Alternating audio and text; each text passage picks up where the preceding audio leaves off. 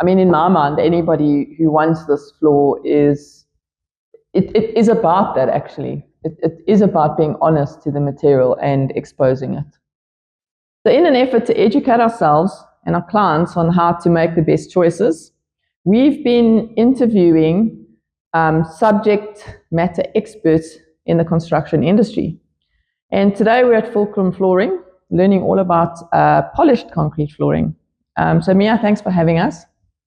Mia, there seems to be quite a bit of confusion out there about what a polished concrete floor is. I often have clients who will say, oh yeah, we want a polished concrete floor, and then I ask them for a picture, they send a picture, and then that's actually more of a cementitious floor covering. So let's start there. What is a polished concrete floor, please? Awesome. Thank you so much. I think you sort of hit the nail on the head there, is understanding that firstly it is actual concrete.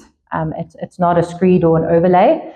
So it's the actual concrete that has been grinded, then honed and polished, basically to create aggregate exposure and shine, which is then finished off with a very specific sealer at the end.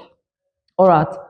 So it is the actual, so it's the actual concrete floor that is the house's floor that goes through a specific process. Basically.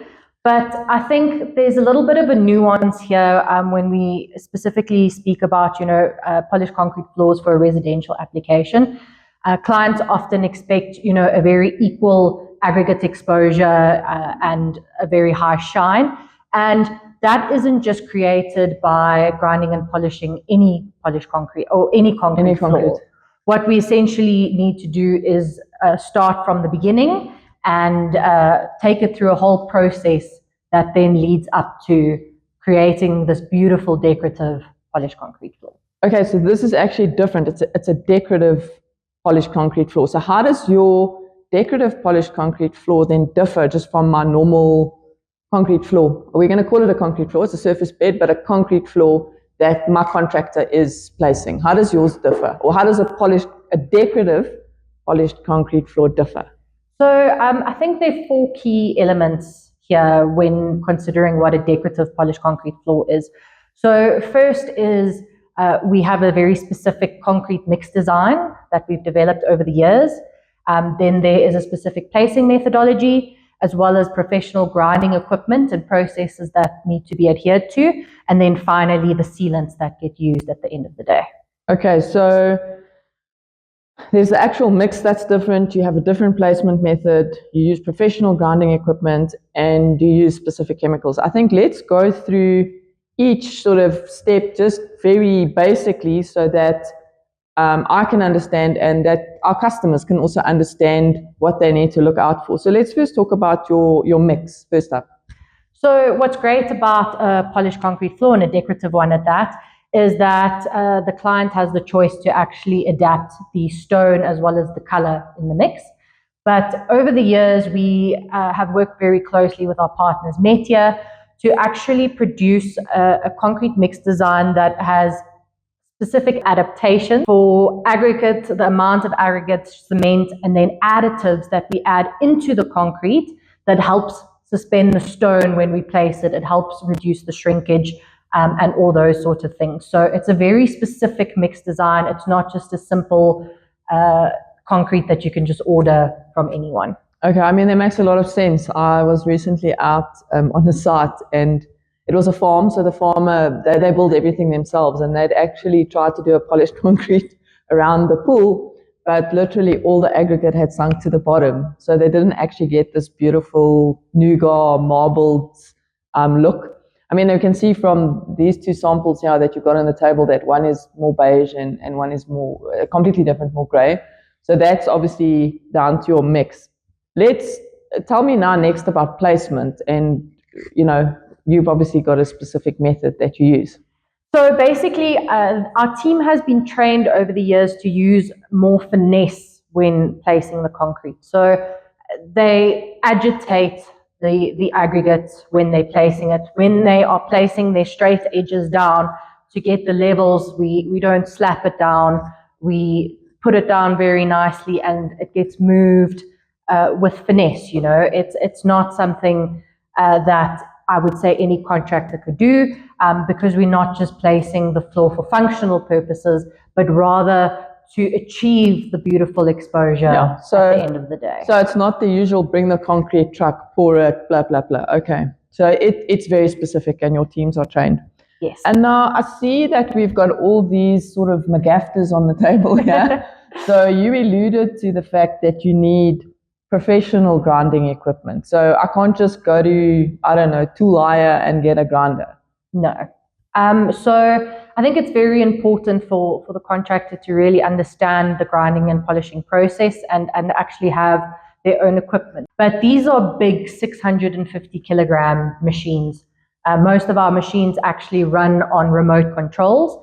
And the reason this is important is when we are grinding the floor to get the aggregate exposure, we are essentially cutting the concrete. Now, most people want a nice flat and level floor. Preferably. So basically, these machines are designed to cut the floor very flat and level. So with the remote control machines, we can determine and keep the grinding speed constant as well as the forward speed. So in that way, we get a very constant, flat, equal floor. So that machine of yours actually, because obviously once the floor is placed, it's not 100% flat. So that machine of yours actually cuts it flat. Yes. So obviously within reason. Yeah, like a few millimeters. There's obviously a tolerance that's acceptable. 100%, but that is what the machines are actually designed to do. And there's various different types of toolings that are available. We won't go into that as much, but it is very important to have those types of machines that can actually produce the finish in the end of the day. It's also time. So our big machines, produce a lot of square meters in a day in comparison to a small little machine that won't give you the flatness of the floor, but will also take a lot longer to actually finish the project. Okay, and then you also alluded to the fact that you use specific chemicals. Now, why is that important? I mean, I think sure this needs to be sealed, but very specifically. Yes, 100%. So I'm going to go into two aspects here. The one is the grouting chemicals and procedure that we need to use, and then the second is the chemicals. Okay. So just a quick one. The grouting procedure, if we look at this little guy here, if you come and check it closely, you'll see their little air pockets. So when the concrete cures... I mean, these are tiny. Yes. Okay. But you get hundreds and thousands of tiny little air pockets, basically, when your concrete is curing. So when we grind the concrete open, we are basically opening up all those little holes. So we like calling them potholes, because that's essentially what they become. So if we don't close up those little potholes, when you clean your floor and as the floor wears over the years, those potholes have the potential to become bigger and bigger and bigger, as any pothole would with excess wear and water. So what we do is we've got a process called the grouting process. And essentially what we do is we mix a liquid with the actual concrete grinding dust that the machines create, and that pastes up all those little holes to try and minimize, the amount of potholes in your floor. All the South Africans are, maybe not the ones in Cape Town, but everywhere else, we're all relating to potholes, don't worry, Mia. No, 100%. And I think it's also important to note as that is the right method of doing it, is actually using the machines and the grouting liquid, where some contractors will just put a trowel on application of a type of polyurethane to try and close those holes, and that will just not wear and last as long as that's super interesting, because I mean, we know that, there's a process, concrete gets placed, vibrated to get all the air out. But I mean, I had no idea that you had to actually deal with the little potholes in the concrete if you wanted to be your floor. Okay, and then your second part about the chemicals? Is your sealer coats. So various different sealer coats on the market. I think the very important thing is making sure that we choose a penetrative sealer. So essentially what that does is the sealer penetrates into the concrete and provides protection for the life of the floor. It's not a topical polyurethane sealer that gets applied that then later on can scratch, scuff, and yellow. That is very, very important. So what a lot of other contractors might do is they'll grind the floor with the metal tooling up to a certain stage, and then they'll use a topical polyurethane type sealer to actually give you the shine. Okay. So you're not getting the shine from the honing of the concrete, you're getting the shine from the topical sealer, but that sealer wears with time, and it will scratch and scuff, and if exposed to excess UV, it will yellow. Okay. So now that opens up a whole can of worms with maintenance of the floor and revamping of the floor, where with a proper penetrative sealer, you don't have any of those problems. No. Okay, sure. So it's actually really highly technical, but now, I mean, just, from experience over the last few years of being involved in a few projects, we normally try and do our decorative floors right at the end, whereas the surface bed gets done right at the beginning. So how, if my client wants this polished concrete floor, how does that process then differ when does the floor get put in?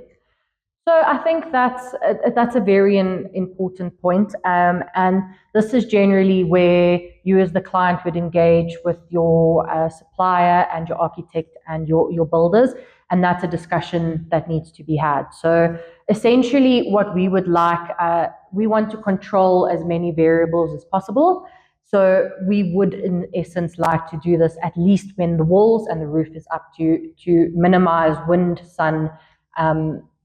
and sun load that basically can impact the floor in the end of the day. Okay, so look, I mean, I've seen some of your photos on your site and everything, and there are obviously instances where you can't do it, but that is your preference. So you guys really need to be part of the process and the planning from as early on as possible. And so within that, if I want to do a floor like this, do I need to make the surface bed any thicker? So not necessarily from a functional point of view. I think a thing to consider is the saw cuts or control joints, which we call them. So that's basically in your surface bed where we cut the concrete to ask it to please crack in the areas that we've asked it to crack. And what we do is we have to follow a specific ratio that is based on the thickness of the concrete. So if it's 100 mil thick, we would have a specific ratio for that level of thickness. If we go to 150, that ratio becomes bigger. So if you want bigger blocks and bigger saw cuts, essentially, we would then make it a little bit thicker to then work with those bigger. So that's also important for clients to know that there are going to be saw cuts in the floor. It's not going to be the smooth surface that has it's almost like a seam in the floor, so that's where, because concrete does crack naturally. So that saw cut is there, so that it can please crack there. Yes. And so obviously the thicker you make the concrete, the further apart those saw cuts can be. Okay, so that makes a lot of sense. That's naturally for surface beds. Obviously, if we're talking about slabs, that has a lot of steel in it, and that is designed by the engineers to not crack. So those we obviously don't cut those, but there are certain things just to consider when polishing a slab. Placement method is a big one on that. We specifically work with the engineers when we placing slabs to get a certain amount of coverage above the steel, so that we make sure that we actually have that aggregates exposure on the top and don't end up with the same situation where we vibrate and don't have any stone. Okay, that's super interesting. I didn't even think of slabs, but obviously they can be done too. So I obviously didn't even consider a slab, but obviously I've seen polished concrete floors on slabs.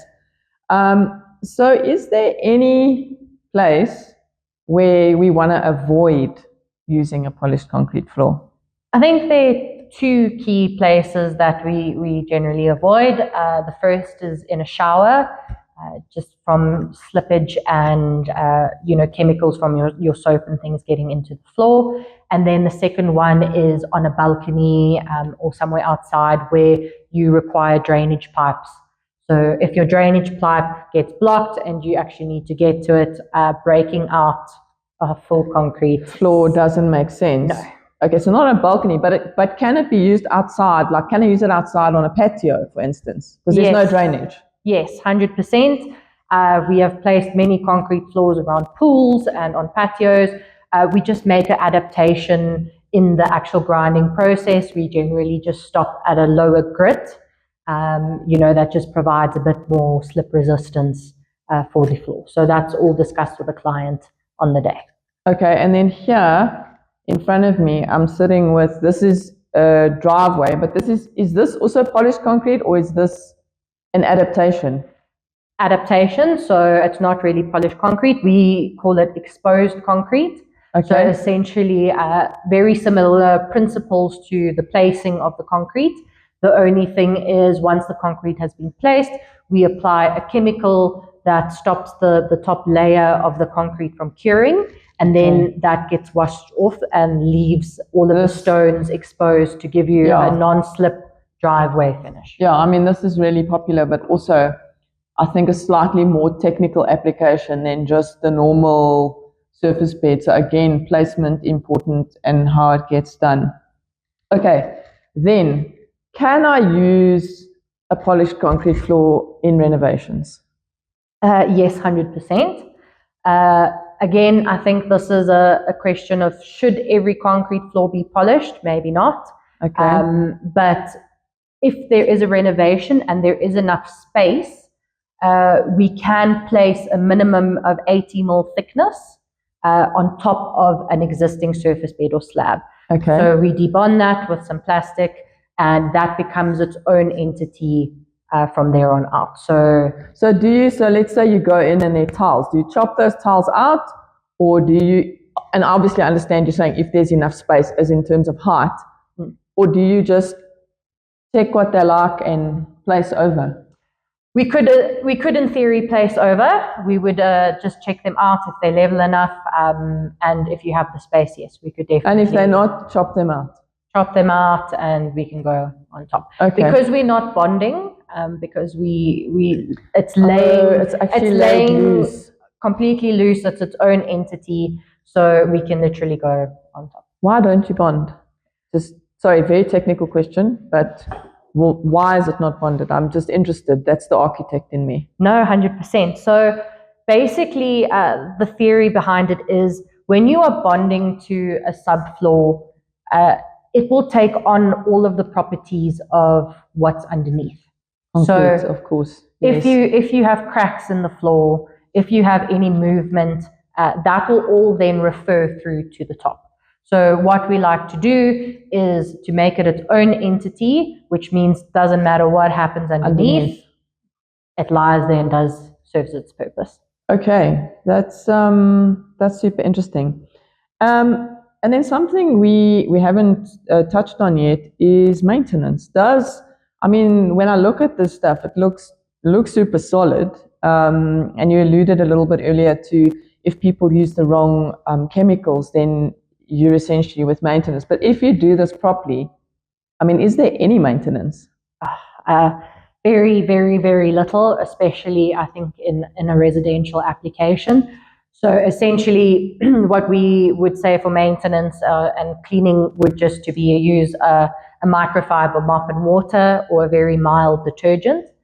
If after 5 to 10 years you've maybe got a high traffic area that's worn and dulled a little bit over time, we've got maintenance methodologies where we use similar diamond technology to what our tooling is, but it basically gets put on a little auto scrubber or a buffing machine, and it also has 3,000 grit diamonds, and we polish it back up, and then we can put another coat of sealer on. But again, that's it. It's just water and some cleaning, and it shines up. But highly unlikely, especially in a residential application, that you're going to need maintenance. So I guess you really need to pick your floor color and love it, because it's going to be for life. So, I mean, that's a fantastic advantage of this floor, is that zero maintenance. I mean, it really feels lovely and smooth. I can imagine underfoot, it's really nice. Are there any other advantages or disadvantages that I should know about before I choose this floor? I think we chatted and alluded to it a little bit earlier, is the fact that these are some samples that we've actually made up for our clients, where we can adapt the color of the matrix, so that's sort of the concretey look in between, and then the actual stones of the mixed design as well. We can also adapt the size. So here's an example of a mixed design that has some black pigment in it. Okay. With a certain type of stone, where that is, a standard sort of color concrete, again with different stones where we've added in some white stone. So this is truly very customizable to the client. So the client, we often work with the client. They'll come through to the showroom and we'll show them the different aggregates that are available, different color options, and then we actually produce that sample for the client to say, this is what you're going to have in your floor. So now what if, and it's just me thinking, so like what if, because I've seen you guys work all over, I mean, does the mix then come from here? So like what happens if I'm doing a project up in a game lodge somewhere or whatever, how does it work? So I think, and this is again the level of intricacy we as a company go through, is we'll then identify, if we've got a project, for example, we've recently done one in Malalan, we will then go and identify which are the concrete plants in the area. Then we actually had the aggregates or the full sort of mixed design shipped to us in bags from that plant. We then sent it to the lab here in Johannesburg, firstly to make sure that the mixed design is suitable to polish, that there's no clay in the river sand or contamination, etc. So we do our due diligence to make sure that there are no red flags in the concrete mix design. Then we obviously make our adaptations and then produce a sample. So again, it would depend on what's available at the plants in your area. But in the end of the day, we can then, anything can be done. That's potentially like a disadvantage. But if you're working with the correct people, then like you guys go to all the lengths to test it. So are there any other disadvantages or advantages? I think advantage is also just, the fact that you've got a floor for life. It's not something that you likely ever going to have to replace. Mm-hmm. And I think that segues straight into the disadvantage as well, is it's a floor for life. So if it's not done properly, it can go wrong and wrong very quickly. And then you are stuck with that for a very long time. And the only way to replace it is to jackhammer out concrete, which is not an experience I don't think anyone wants to go through. Okay, so when it goes wrong, it goes badly wrong. So if I am now sold and I love this floor, and I now want to start I'm going to go out there, I'm going to Google or whatever, I'm going to ask I Love Four Ways or whatever to recommend a service provider. What do I look out for when I'm chatting to a company, when I'm looking at a quote? I think we've covered a lot today. I would be asking about their mix. How are they placing? I'd be asking about their grinding equipment and the chemicals they use, from what you've explained. But is there anything else you can recommend that people need to look out for? So I think those essentially, it's definitely a place where I would start. I would also speak to my trusted, architect or designer. They should be able to, vet that the answers are correct, which these companies are giving. And then I think finally is successful completed projects is for the client to see, which of the projects has this company successfully completed. Track record. 100%, because it's not something that you get right on day as your first try. It takes years of training and years of practice to refine everything to the point where you get it as perfect as that. Is there anything else that you need to be aware of when selecting this kind of floor?